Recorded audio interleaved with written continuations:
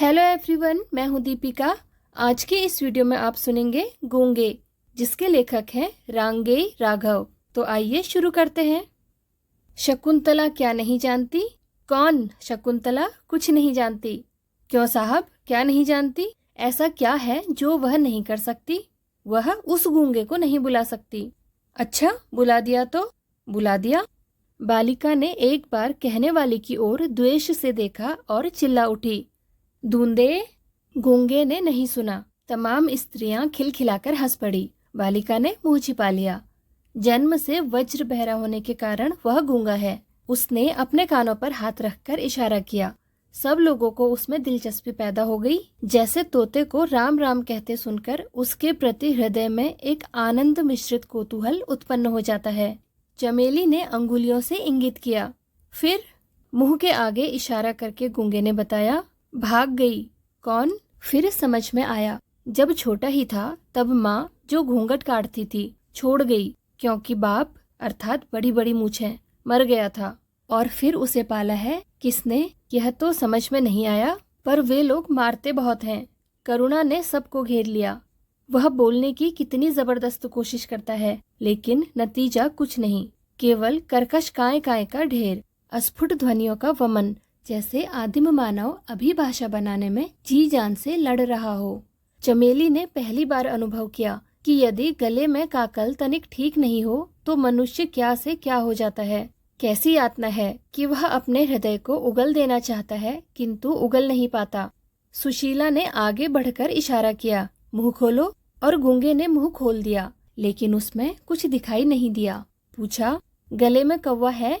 गूंगा समझ गया, इशारे से ही बता दिया, किसी ने बचपन में गला साफ करने की कोशिश में काट दिया। और वह ऐसे बोलता है जैसे घायल पशु कराह उठता है, शिकायत करता है जैसे कुत्ता चिल्ला रहा हो, और कभी कभी उसके स्वर में ज्वालामुखी के विस्फोट की सी भयानकता थपेड़े मार उठती है। वह जानता है कि वह सुन नहीं सकता और बता बता कर मुस्कुराता है। वह जानता है कि उसकी बोली को कोई नहीं समझता, फिर भी बोलता है। सुशीला ने कहा, इशारे गजब के करता है, अकल बहुत तेज है। पूछा, खाता क्या है, कहाँ से मिलता है?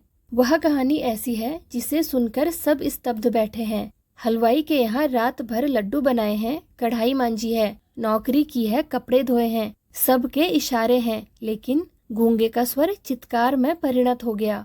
सीने पर हाथ मारकर इशारा किया, हाथ फैलाकर कभी नहीं मांगा, भीख नहीं लेता।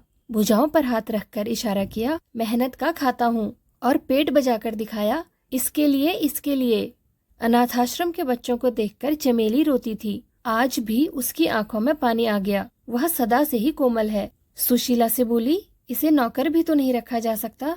पर गूंगा उस समय समझ रहा था। वह दूध ले आता है, कच्चा मंगाना हो तो थन काढ़ने का इशारा कीजिए, औटा हुआ मंगवाना हो तो हलवाई जैसे एक बर्तन से दूध दूसरे बर्तन में उठाकर डालता है वैसी बात कहिए। साग मंगवाना हो तो गोल गोल कीजिए या लंबी उंगली दिखाकर समझाइए। और भी और भी।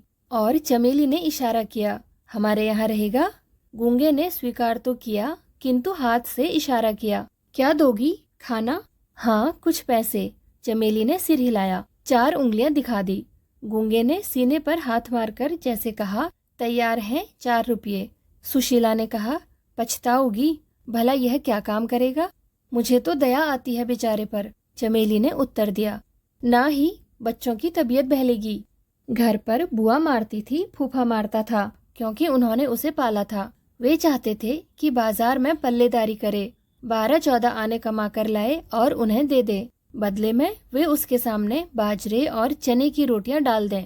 अब गूंगा घर भी नहीं जाता, यही काम करता है। बच्चे चिढ़ाते हैं, कभी नाराज नहीं होता।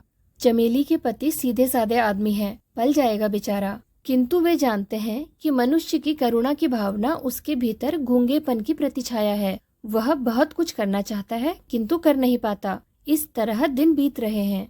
चमेली ने पुकारा, गूंगे, किंतु कोई उत्तर नहीं आया। उठकर ढूंढा, कुछ पता नहीं लगा। बसंता ने कहा, मुझे तो कुछ नहीं मालूम। भाग गया होगा।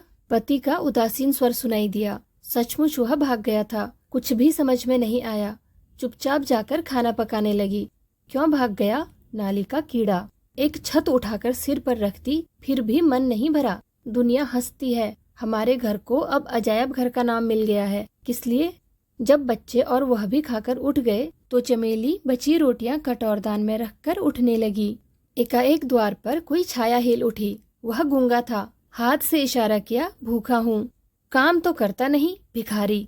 फेंक दी उसकी ओर रोटियां। रोष से पीठ मोड़कर खड़ी हो गई, किंतु गूंगा खड़ा रहा। रोटियां छुई तक नहीं। देर तक दोनों चुप रहे। फिर ना जाने क्यों गूंगे ने रोटियां उठा ली और खाने लगा। चमेली ने गिलासों में दूध भर दिया। देखा गूंगा खा चुका है। उठी और हाथ में चिमटा लेकर उसके पास खड़ी हो गई। कहाँ गया था? चमेली ने कठोर स्वर में पूछा। कोई उत्तर नहीं मिला। अपराधी की भांति सिर झुक गया। सड़ से एक चिमटा उसकी पीठ पर जड़ दिया, किंतु गूंगा रोया नहीं। वह अपने अपराध को जानता था। चमेली की आंखों से जमीन पर आंसू टपक गया। तब गूंगा भी रो दिया। और फिर यह भी होने लगा कि गूंगा जब चाहे भाग जाता, फिर लौट आता। उसे जगह जगह नौकरी करके भाग जाने की आदत पड़ गई थी। और चमेली सोचती कि उसने उस दिन भीख ली थी या ममता की ठोकर को निसंकोच स्वीकार कर लिया था। बसंता ने कस कर गूंगे को चपत जड़ दी। गूंगे का हाथ उठा और ना जाने क्यों अपने आप रुक गया। उसकी आंखों में पानी भर आया और वह रोने लगा। उसका रुदन इतना कर्कश था कि चमेली को चूल्हा छोड़कर आना पड़ा। गूंगा उसे देखकर इशारों में कुछ समझाने लगा। देर तक चमेली उससे पूछती रही। उसकी समझ में इतना ही आया कि खेलते खेलते बसंता ने उसे मार दिया था। बसंता ने कहा, अम्मा यह मुझे मारना चाहता था। क्यों रे? चमेली ने गूंगे की ओर देखकर कहा। वह इस समय भी नहीं भूली थी कि गूंगा कुछ सुन नहीं सकता, लेकिन गूंगा भाव भंगिमा से समझ गया। उसने चमेली का हाथ पकड़ लिया। एक क्षण को चमेली को लगा जैसे उसी के पुत्र ने आज उसका हाथ पकड़ लिया था। एकाएक घृणा से उसने हाथ छुड़ा लिया। पुत्र के प्रति मंगल कामना ने उसे ऐसा करने को मजबूर कर दिया। कहीं उसका भी बेटा गूंगा होता तो वह भी ऐसे ही दुख उठाता। वह कुछ भी नहीं सोच सकी।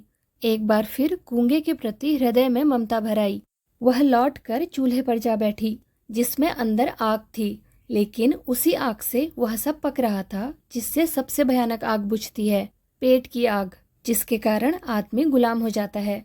उसे अनुभव हुआ कि गूंगे में बसंता से कहीं अधिक शारीरिक बल था। कभी भी गूंगे की भांति शक्ति से बसंता ने उसका हाथ नहीं पकड़ा था, लेकिन फिर भी गूंगे ने अपना उठा हाथ बसंता पर नहीं चलाया।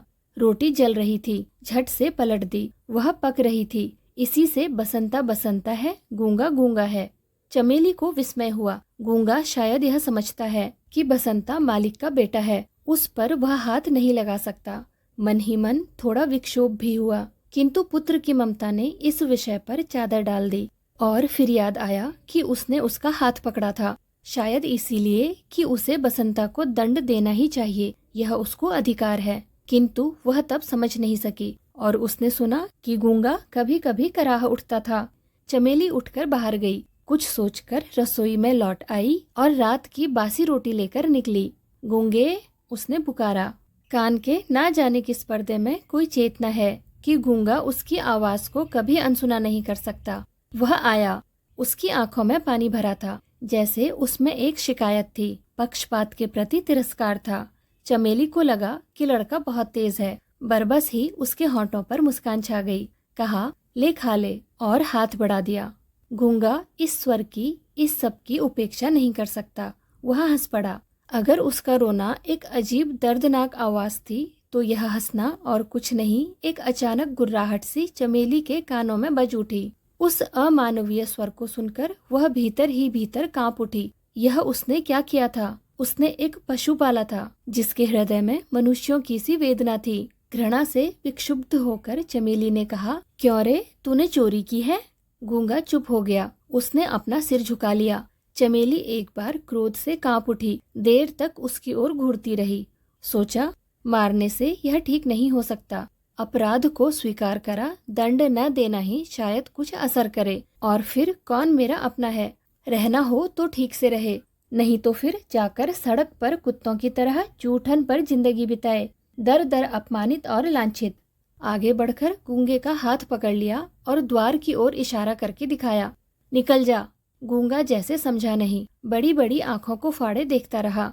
कुछ कहने को शायद एक बार होंठ खुले भी, किंतु कोई स्वर नहीं निकला। चमेली वैसे ही कठोर बनी रही। अब के मुंह से भी साथ साथ कहा, जाओ निकल जाओ, ढंग से काम नहीं करना है तो तुम्हारा यहाँ कोई काम नहीं, नौकर की तरह रहना है रहो, नहीं तो बाहर जाओ, यहाँ तुम्हारे नखरे कोई नहीं उठा सकता, किसी को भी इतनी फुर्सत नहीं है, समझे। और फिर चमेली आवेश में आकर चिल्ला उठी, मक्कार, बदमाश, पहले कहता था भीख नहीं मांगता और सबसे भीख मांगता है, रोज रोज भाग जाता है, पत्ते चाटने की आदत पड़ गई है, कुत्ते की दुम क्या कभी सीधी होगी, नहीं नहीं रखना है हमें, जा तू इसी वक्त निकल जा। किंतु वह क्षोभ, वह क्रोध सब उसके सामने निष्फल हो गए। जैसे मंदिर की मूर्ति कोई उत्तर नहीं देती, वैसे ही उसने भी कुछ नहीं कहा, केवल इतना समझ सका कि मालकिन नाराज है और निकल जाने को कह रही है। इसी पर उसे अचरज और अविश्वास हो रहा है। चमेली अपने आप लज्जित हो गई, कैसी मूर्खा है वह, बहरे से जाने क्या क्या कह रही थी, वही क्या कुछ सुनता है। हाथ पकड़कर जोर से एक झटका दिया और उसे दरवाजे से बाहर धकेलकर निकाल दिया। गूंगा धीरे धीरे चला गया। चमेली देखती रही।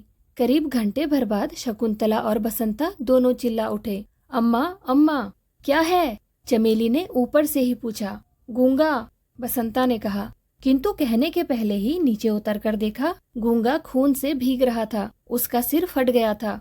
वह सड़क के लड़कों से पिटकर आया था, क्योंकि गूंगा होने के नाते वह उनसे दबना नहीं चाहता था। दरवाजे की दहलीज पर सिर रखकर वह कुत्ते की तरह चिल्ला रहा था और चमेली चुपचाप देखती रही कि उस मूक अवसाद में युगों का हाहाकार भरकर गूंज रहा है और ये गूंगे अनेक अनेक हो संसार में भिन्न भिन्न रूपों में छा गए हैं, जो कहना चाहते हैं पर कह नहीं पाते, जिनके हृदय की प्रतिहिंसा न्याय और अन्याय को परखकर भी अत्याचार को चुनौती नहीं दे सकती, क्योंकि बोलने के लिए स्वर होकर भी स्वर में अर्थ नहीं है, क्योंकि वे असमर्थ हैं। और चमेली सोचती है, आज दिन ऐसा कौन है जो गूंगा नहीं है, किसका हृदय समाज, राष्ट्र, धर्म और व्यक्ति के प्रति विद्वेष से, घृणा से नहीं छटपटाता, किंतु फिर भी कृत्रिम सुख की छलना अपने जालों में उसे नहीं फांस देती, क्योंकि वह स्नेह चाहता है, समानता चाहता है। आज की इस वीडियो में बस इतना ही। वीडियो में अंत तक बने रहने के लिए आपका शुक्रिया। तो मिलते हैं अगली वीडियो में एक नए अध्याय के साथ। Thank you.